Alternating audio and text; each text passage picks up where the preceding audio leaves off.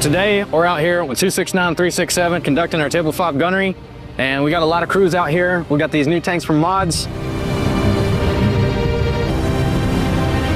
Well, the incorporation of drones into this common MOS right here is 19 kilo is absolutely phenomenal. We're seeing soldiers get out here and learn how to operate these drones, as well as it maximizes proficiency for us to be able to identify the battlefield.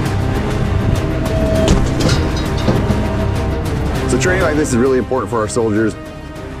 There's a lot of things that you can do inside the tank for training, but it's not going to replicate what it looks like when that tank is in operation and we're firing off real rounds.